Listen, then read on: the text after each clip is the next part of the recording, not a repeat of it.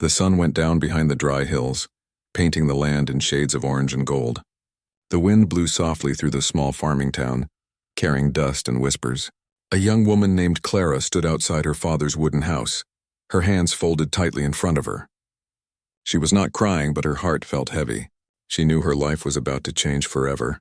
Her father, Henry, was a hard man. Years of bad crops and debt had made him bitter. He had once been proud, but now all he cared about was survival. The townspeople had laughed at him behind his back. They said, "Henry's daughter ain't much to look at. No man will take her." Clara had heard those words many times, and each time she had smiled softly and gone back to her chores. She cooked, cleaned, and helped in the fields without complaint. She had gentle eyes, though few noticed them. But that morning her father had done something no one could have imagined. When the Apache riders came down from the hills to trade, Henry offered Clara to them. He said she would make peace between them. In truth, he just wanted one less mouth to feed. The townspeople watched as the Apache leader spoke with Henry in low tones. After a while, Henry nodded, and Clara's world broke in silence. When the Apache men led her away, some people came out to watch. A few women covered their mouths in shock. Others whispered cruel things. Clara walked quietly, her eyes fixed on the ground. She didn't fight or beg. The ropes around her wrists were loose, but she did not try to escape. She thought perhaps her father was right. Perhaps her life had no meaning. The riders took her through miles of desert and rock. The sky stretched wide above them, endless and empty. She was tired, thirsty and frightened, yet something inside her felt strangely calm. There was no more fear of rejection, no more waiting for kindness that never came. When they reached the Apache camp, it was smaller than she expected. The people looked at her with guarded eyes. The air smelled of smoke and pine. Children peeked from behind tents, curious about the pale woman in a torn dress. The Apache leader, a tall man named Taza, stepped forward. He was silent for a long moment, studying her face. His eyes were dark, but there was no hate in them, only thought. Then he said something in his own language, and the ropes were removed from her wrists. Clara did not understand his words, but his tone was gentle. He pointed toward a small tent near the river and gave her a piece of flat bread and a cup of water. She thanked him softly, unsure if he understood. The next morning she woke to the sound of laughter. 2 Apache women stood outside her tent, motioning for her to come. They gave her a simple brown dress made of soft fabric and showed her how to tie it.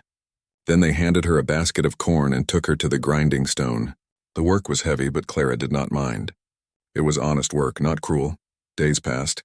She began to learn a few Apache words: water, food, sun, thank you. The women laughed when she spoke, but it was kind laughter, not mocking. They taught her to braid her hair differently and to weave small baskets from dry reeds. When she worked, they sang soft songs, songs that told stories of the land and of love lost and found again. One evening, as the sun sank low, Clara saw a small child crying near the fire. The little girl's mother was gone, and the child had burned her hand. Clara rushed to her side, took a wet cloth, and wrapped it around the small fingers. The child stopped crying and looked up at her with big dark eyes. That night, when the child fell asleep in Clara's lap, the women whispered among themselves. From that day on, they began to call her White Sister. Taza noticed the change. He saw how Clara worked without complaint, how she smiled at the children, how she sat quietly by the fire when others rested. One night he brought her a bowl of stew and sat beside her. She was surprised but said thank you. He spoke slowly in broken English, saying, "You, good woman, heartstrong." Clara smiled shyly. "I'm just trying to help," she said. He nodded and looked at the fire. After a while he said softly, "Many people think we are bad. They do not know our hearts." She looked at him then, really looked. The flickering firelight showed the scars on his hands, the tiredness in his eyes. "I know," she whispered. "People judged me too." That night she lay awake, listening to the wind move through the camp. For the first time in years, she didn't feel unwanted. She felt safe. Weeks passed, and the camp began to see her as one of their own. When the hunters returned with food, Clara helped cook. When the children played, she watched over them. Her hands grew strong, her skin tanned from the sun, and her laughter began to return. But miles away, in the small town she had left behind, rumors began to spread. Some said the Apache had made her their slave. Others said she had gone mad and forgotten her people. A traveling trader, who had seen her in the camp, told a different story. That woman, he said, walks free among them. They treat her with respect. Their chief speaks to her like an equal. When her father heard those words, he slammed his cup on the table. "Lies!" he shouted. But that night he could not sleep. He remembered her quiet face as she was led away. Something in his chest ached, a guilt he could not name. Back in the Apache camp, Clara was learning how to ride. One of the women, laughing, had given her a small horse. She rode clumsily at first, falling once into the dust, but everyone cheered when she stood up laughing. Taza smiled from a distance. The people who once saw her as an outsider now called her sister of the tribe. One morning she helped deliver a baby. The mother had been in pain for hours. Clara remembered how her own mother had once done the same for neighbors back home. She boiled water, held the woman's hand, and whispered soft words of comfort. When the baby's cry filled the air, the whole camp cheered. The old medicine man raised his hands and said, "She has good spirit. Her hands bring life." That evening, Taza approached her again. He looked serious. "You have healed our child," he said. "You belong here." Clara felt tears in her eyes. "No one ever said that to me before," she whispered. He smiled faintly. "Then they never saw you." As night fell, the stars came out one by one. Clara sat by the fire, surrounded by laughter and warmth. She realized something she had never known before, that beauty was not in faces but in hearts. These people whom the world feared had shown her more kindness than her own blood. The wind carried the sound of drums and singing through the valley. The fire burned bright and Clara's heart felt light. She closed her eyes and whispered a quiet prayer, not of sorrow but of thanks. She did not know then that her life with the Apache would soon become a story that spread across towns and cities. A story that would make people question what they thought they knew about beauty, worth, and humanity. But for now she only knew peace. And for the first time in her life, Clara smiled not because she had to, but because she truly wanted to. Morning light touched the desert hills with soft gold when Clara woke to the sound of horses. The Apache camp was busy. Men were tightening saddles, women were gathering corn, and children ran barefoot, laughing through the dust. It had been many months since she came to live among them, and now it felt like home. The once fearful woman had become strong and calm. Her hair was darker from the sun, her face no longer pale with worry. The Apache called her Little River, because she had brought peace where there had been sadness. But the peace did not last long. That afternoon, a scout rode in with a warning. Soldiers were coming from the south, led by white men who said the Apache had taken something that belonged to them. The chief gathered the men. Clara stood nearby, holding a basket of herbs. When she saw fear on the faces of the women, she felt a strange pain in her heart. She had seen that kind of fear before, in her old town when people spoke the name Apache like it was a curse. As the sun dipped low, Clara saw dust rising in the distance. Soldiers approached with flags and rifles.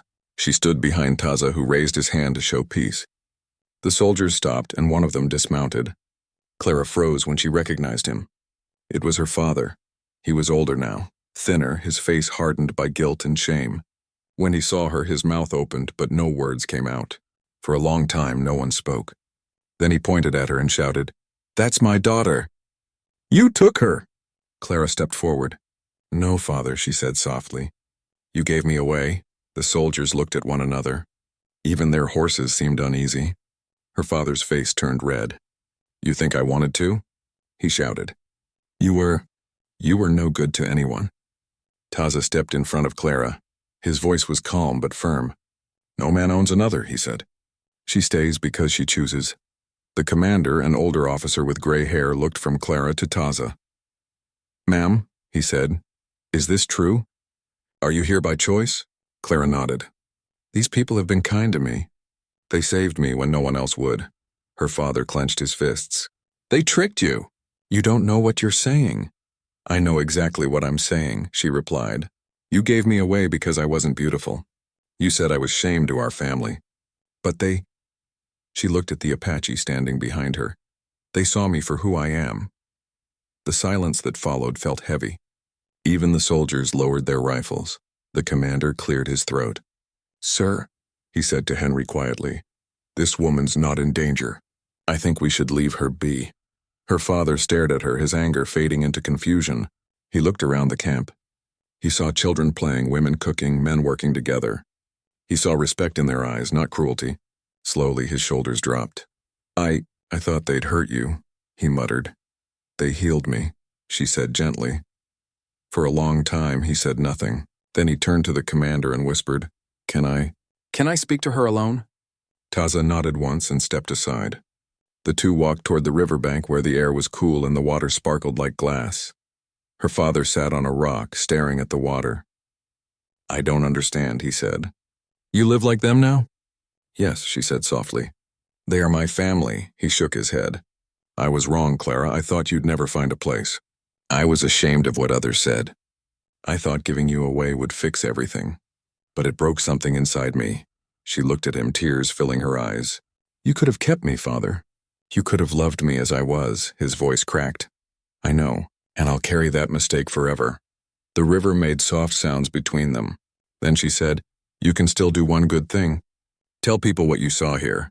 Tell them we're not enemies. He looked at her in surprise. You still care about others after what they did to you? Yes, she whispered. Because hate only builds walls, and I've learned how to break them. He nodded slowly, unable to speak. When the soldiers left the next morning, her father stayed behind a little longer. He looked at Taza, who stood quietly beside her. You protected her, he said. Thank you. Taza replied simply. She protects us too. Henry climbed onto his horse and turned back once more. Clara raised her hand in farewell. He hesitated, then lifted his hat in return before riding off into the desert. Months passed and news of that day spread quickly. A traveler who had seen the meeting told the story in nearby towns. Soon it reached the newspapers. One headline read, Apache chief defends white woman, says she is family. People were shocked. Some refused to believe it. Others called it a miracle. But those who had seen Clara's calm eyes and kind smile knew it was true. Many came to visit the camp later, wanting to see her for themselves.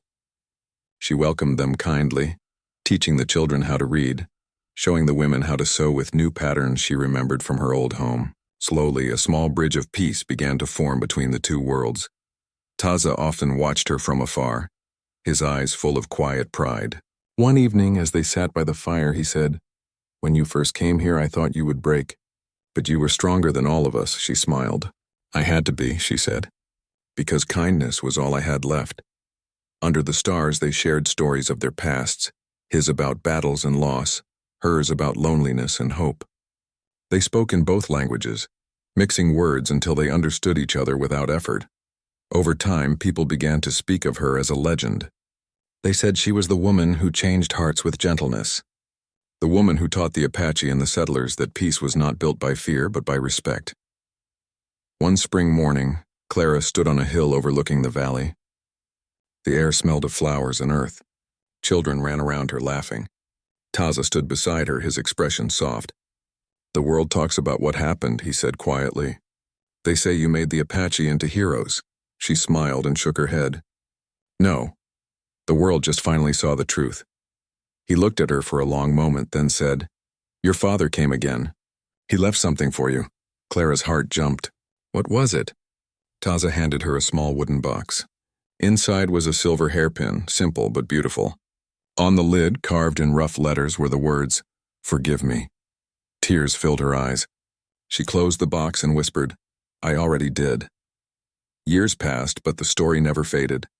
Travelers still told of the woman who was once unwanted, but found her worth among those the world misunderstood.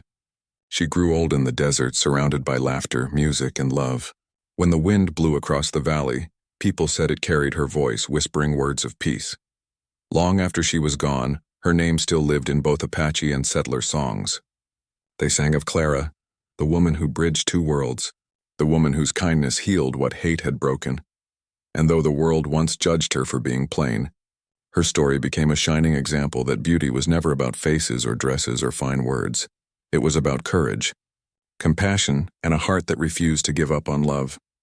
In the end, Clara's life proved something powerful, that even one gentle act, even one forgiving heart, can change what people believe about goodness. She had gone from being given away as worthless to being remembered as priceless. And when the desert winds rose at sunset, brushing the sand and the sage, it seemed as if the land itself whispered her name with pride. Clara, the woman the Apache called Little River, the one who showed the world what true humanity looks like.